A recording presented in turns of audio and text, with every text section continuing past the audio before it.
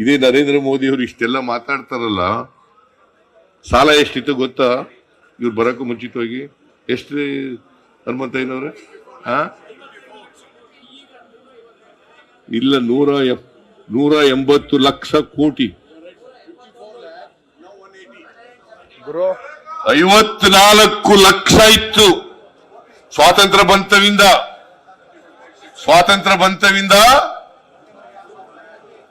ಎಷ್ಟು ಲಕ್ಷ ಇತ್ತು? 54 ಲಕ್ಷ. ಟುಡೇ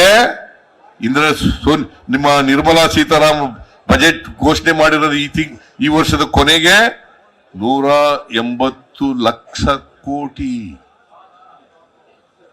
180 ಲಕ್ಷ ಕೋಟಿ ಅಂತಂದ್ರೆ ಇವ್ರು ಬಂದ ಮೇಲೆ 10 ವರ್ಷದಲ್ಲಿ ಎಷ್ಟು ಸಾಲ ಮಾಡಿದ್ರು? 54 ಮೈನಸ್ 180 ಎಷ್ಟಾಯ್ತು? 126. ಎಷ್ಟು? ಸುಮಾರು 130 ಲಕ್ಷ ಕೋಟಿ ಸಾಲವನ್ನ ಮಿಸ್ಟರ್ ನರೇಂದ್ರ ಮೋದಿ ಮಾಡಿದ್ದಾರೆ. ದಿವಾಳಿ ಆಗಿರೋದು ಕರ್ನಾಟಕನ?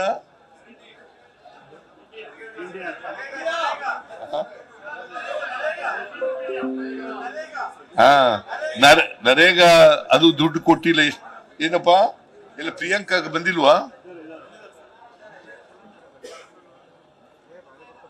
ಪ್ರಿಯಾಂಕ್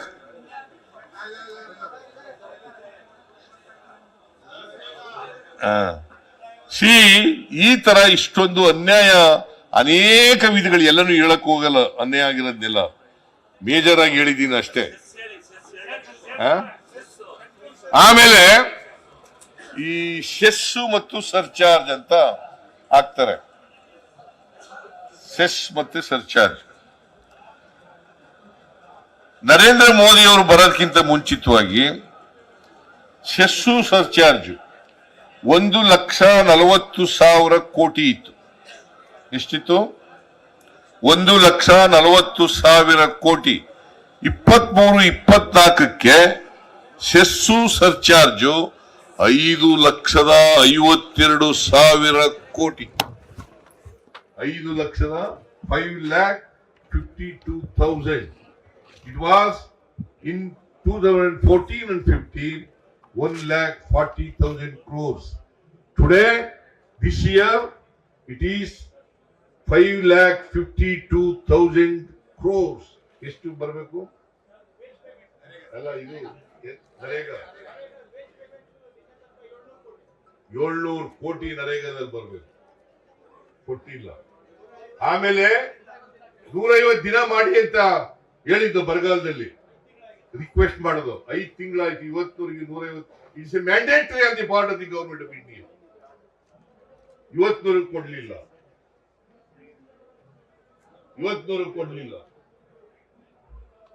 ಬರಗಾಲ ಇದು should we not call it as a stepmotherly attitude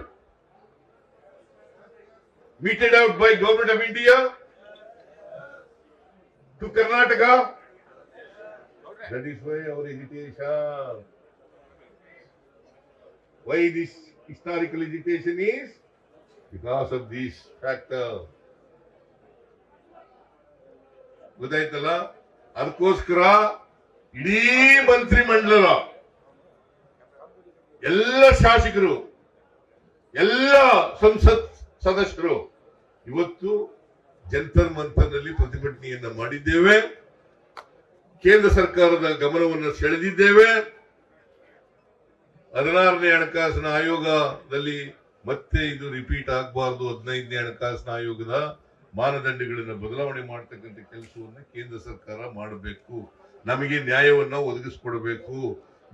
ಈಗಾಗಿರ್ತಕ್ಕಂಥ 1,87,000 ಕೋಟಿ ಏನ್ ನಷ್ಟ ಆಗಿದೆ ಕರ್ನಾಟಕಕ್ಕೆ, ಅದನ್ನ ತುಂಬಿಕೊಡ್ತಕ್ಕಂಥ ಕೆಲಸವನ್ನ ಮಾಡಬೇಕು ಅಂತೇಳಿ ಕೇಂದ್ರ ಸರ್ಕಾರವನ್ನು ಒತ್ತಾಯವನ್ನು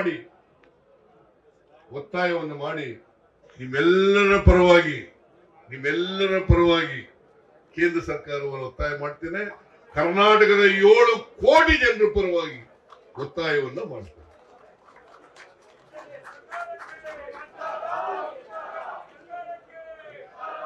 I hope that I have clarified myself on all aspects. ಆಗಿದೆಯಲ್ಲ, ಅದರಿಂದ ನಿಮ್ಮೆಲ್ಲರಿಗೂ ಕೂತ್ಕೊಳ್ರಿ ಎಲ್ಲ, ಕೂರ್ರಿ ಪ್ಲೀಸ್. ರವಿಶಂಕರ್ ಕೂತ್ಕೋ. ಅದರಿಂದ ನಿಮ್ಮೆಲ್ಲರಿಗೂ ಬೆಂಗಳೂರಿನಿಂದ ಇಲ್ಲಿ ಬಂದು ಈ ಧರಣದಲ್ಲಿ ಭಾಗಿಯಾದದಕ್ಕೆ ನಿಮ್ಮೆಲ್ಲರಿಗೂ ನಾನು ಸರ್ಕಾರದ ಪರವಾಗಿ, ಕರ್ನಾಟಕದ ಜನತೆಯ ಪರವಾಗಿ ಕೃತಜ್ಞತೆಗಳನ್ನು ಸಲ್ಲಿಸಲಿಕ್ಕೆ ಬಯಸ್ತಾ ಇದ್ದೇನೆ. Thank you all.